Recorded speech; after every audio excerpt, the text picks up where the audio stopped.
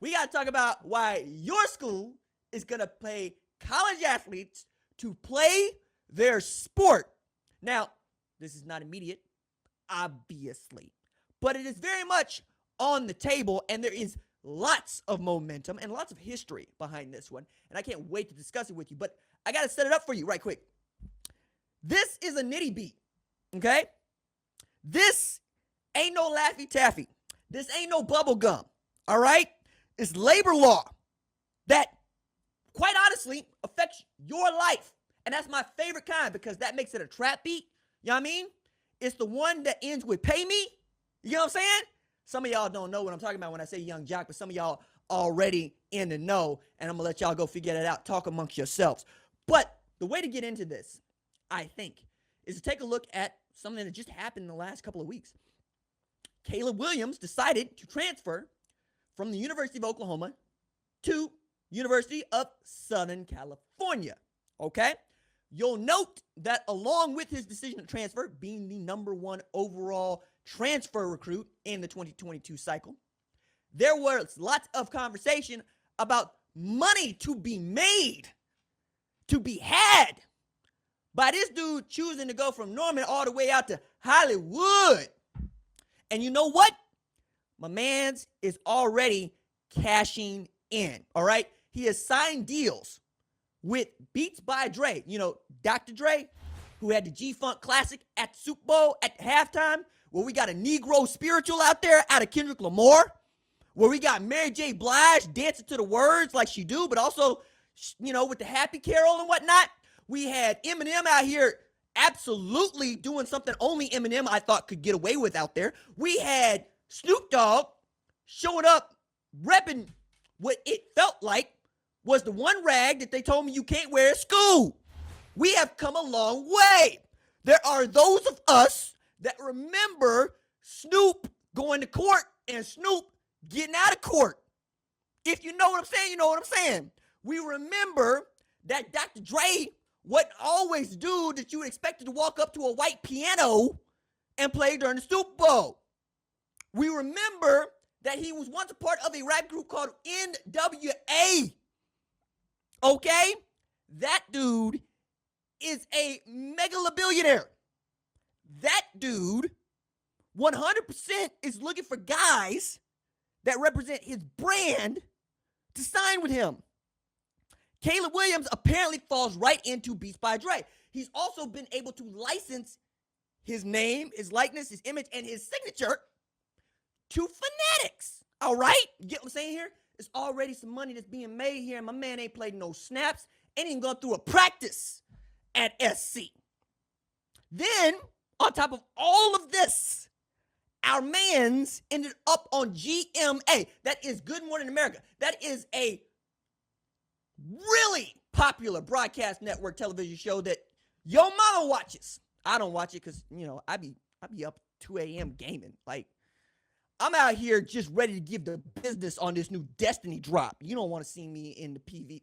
Look, when we hit control, when we hit the banner, you don't want none. You don't want to see me.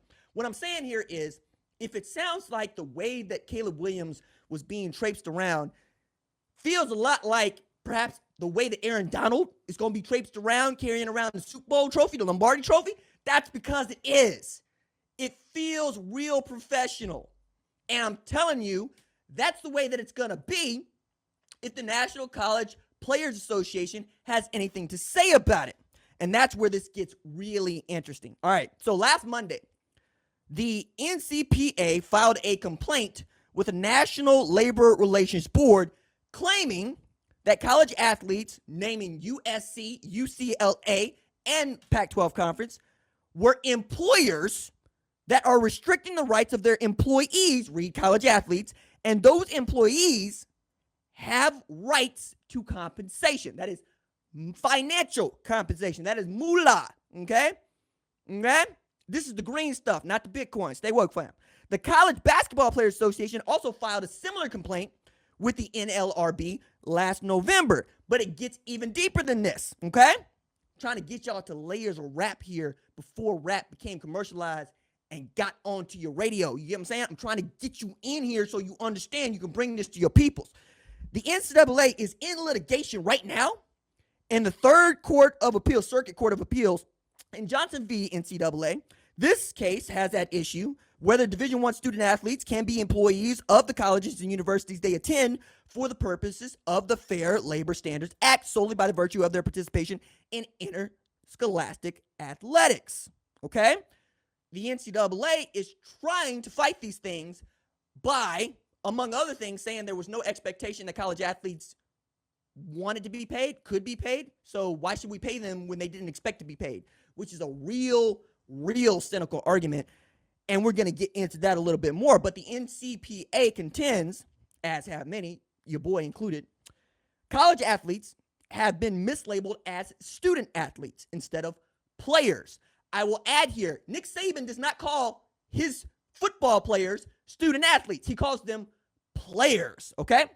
As players, the NCPA argues college athletes have been subjected to, quote, unlawful prohibitions on protected employee speech, end quote, right?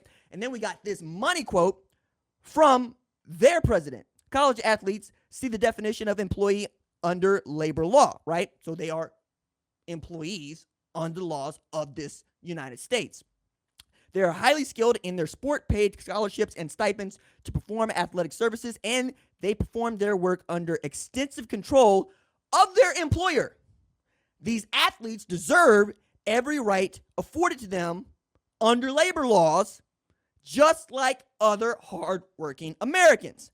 Now, you might ask, why does it feel like we have all of these suits and complaints at a federal level asking for college athletes to get paid money, moolah, instead of bartering this thing called scholarships? It's all going back to the summer of 2021. Austin versus the NCAA, where the Supreme Court let anybody who wanted to know what's really good with a 9-0 unanimous decision in favor of Austin, okay? Now, this is what Brett Kavanaugh had to say about it last summer. NIL is what most contemporary athletes stand to gain the most money from and where most of their focus will be, okay? However, Justice Brett Kavanaugh left open a door for a legal challenge at a later date that will likely overturn the NCAA's rules against schools paying players directly. In the court's 9-0 decision for the players in Austin versus the NCAA, Kavanaugh wrote, quote, to be sure, the NCAA and its member colleges maintain important traditions that have become part of the fabric of America.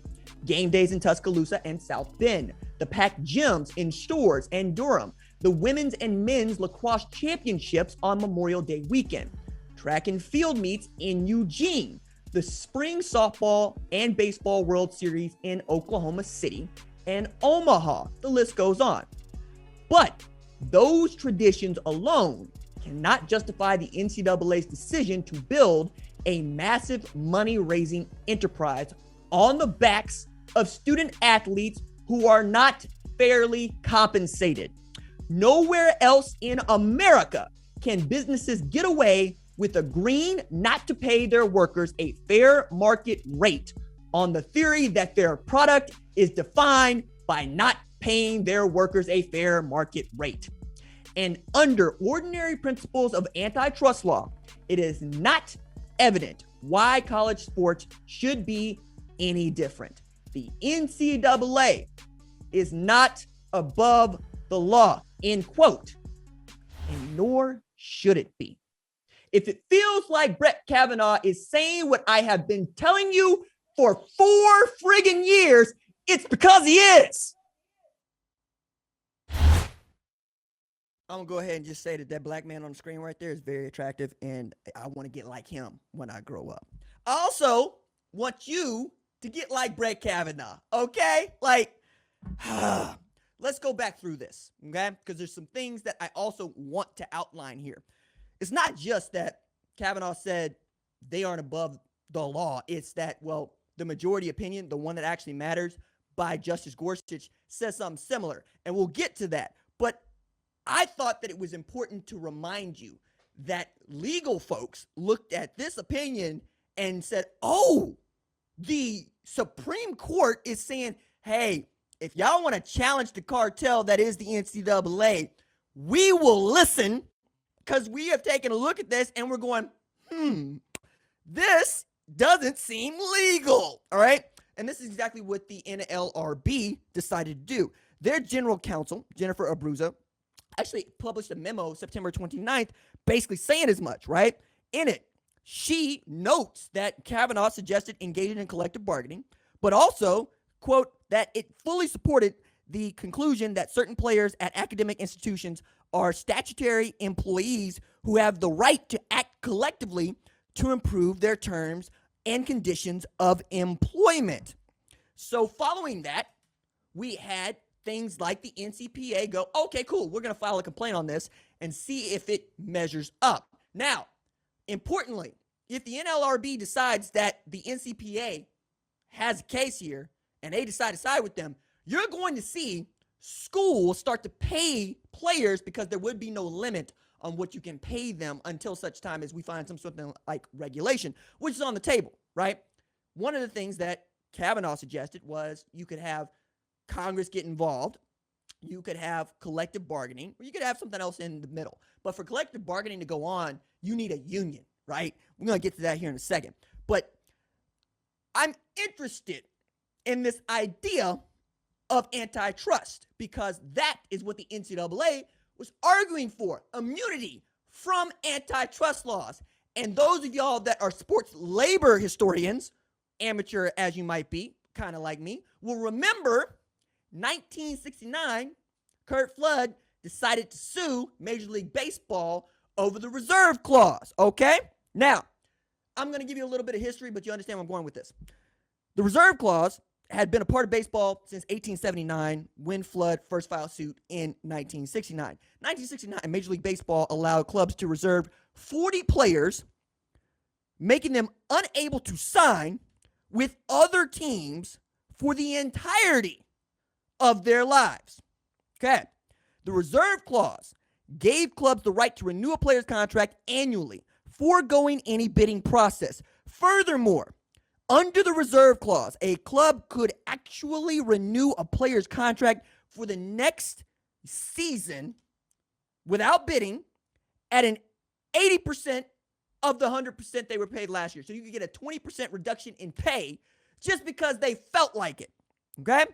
If this sounds a lot like professional indentured servitude, that's because it is. As a matter of fact, Curt Flood made national news when he equated the reserve clause to slavery. Okay? And there's 13th Amendment undertones here, right? Which, among other things, prevents slavery, but also we have the right to enter into a contract and we have the right to negotiate with other people for our services. This is what Flood v. Kuhn, Major League Baseball commissioner at the time, Bowie Kuhn, named in the case, was about. Okay, so for 50 years, right, we have been saying, hey, reserve clause bad. But at the time, a lot of people believed that the reserve clause was necessary for Major League Baseball to exist. Let me say this again. Washington Post did a poll, okay, asking Americans, how many of y'all believe that the reserve clause is necessary for us to have organized baseball? 69% of Americans believed indentured servitude was necessary to play professional baseball. When we stupid, we real stupid, okay? Now, we have had 50 plus years of free agency. We've seen Major League Baseball salaries go from annually about $22,000 a year in 1972 to Mike Trout made $37.1 million to hit a baseball and to catch a baseball in 2021. Okay? By 1985, the average salary for a Major League Baseball player had gone from $22,000 in 72 to $241,000. Okay? We had players that were still stupid about it too. As a matter of fact, during the 1972 strike, the first one by a players' union of any kind at the major sports level, Pete Rose decided he was going to give Buck about the strike lasted for 13 days, okay? Saying the strike cost me not only 200 hits, he had 198, didn't play the full 156 because shortened season, but also said he lost $7,000 because he didn't play in those 13 days. Okay. When that man became a free agent, he signed a 4-year contract worth $3.75 million after making 107 in 72. And he was like, man, I was stupid then. When he played his last season, player manager, in baseball, he made $1 million. He had been an ardent supporter of labor versus management ever since. Those of you that believe that college football, let alone college sports, will somehow flounder because, my goodness, adults are getting paid their worth to play a game are wrong. We have actual training wheels for this. You know what it's called? It's called the transfer portal and Caleb Williams. We had a bunch of dudes enter the transfer portal. We haven't had a bunch of dudes come out, okay? You want to regulate that? Fine. Also, while you're at it, you want to regulate how much coaches get paid? You can't because it is unlawful. It is illegal. Just like the NCAA claiming that it has immunity from antitrust laws. You know the last major sports association to get immunity for antitrust laws? The friggin' Major League Baseball. That's what. And we all agreed, hey, that's bad. Now, the Supreme Court, I believe, is extra sensitive on the NCAA issue, not just because of all the reasons I laid out, but because the Supreme Court botched the reserve clause twice, all right? First in 1922, and again in 1953, and again when it came up, 1970, basically relying on precedent, right? This concept called stare decisis, where you just let the precedent stand. You cannot leave in place a bad rule. You can't, right? You have to overturn it. And because the Supreme Court made law, everybody's real skittish about them making law again because that's supposed to be Congress's job. But Congress never actually wanted to do much about baseball, or at least when we had those pieces of legislation that were pushed through, nobody wanted to vote, hey, look, we need to change this up, okay? Everybody wanted to leave baseball alone because they thought they would be the person blamed for making baseball crumble. Just like you have people that are claiming that I, among other folks, would be the reason that college football, in particular, crumbles. Now, I understand there are those of y'all that are like, hey, RJ, what happens to your non-revenue generating sports? They still play because this is a free market society, or at least it's supposed to be, and capitalism rules. If you want to pay women's basketball players, you will go to women's basketball games, okay? Or, this is the part that I really like, you can build in a surplus of funds to pay them out of an excess where you regulate these salaries. And the reason I'm saying you might regulate these salaries is because if you leave this up to the Supreme Court, NCAA, it's going to go bad for you. The way that it went bad for some Major League Baseball owners who decided, doggone it, I could have had my hands around this. I could have had something like brackets in place. Now I have to actually deal with a union, and good Lord help you if you have to deal with a union that's got an executive that had as much gumption as Marvin Miller did with the Major League Baseball Players Association. Y'all are dragging y'all's feet on this, member institutions, NCAA, hoping that Congress is going to save you while these cases continue to work their way up to the Supreme Court, when we're all going to come to the same inevitable conclusion. You're not just going to pay these players because they want to get paid. You're going to pay them because it is right and it will be law. And then you're really going to be up a creek. Thanks for watching this video. And remember, hit that subscribe button so you don't miss any other videos on the #1 ranked show YouTube channel.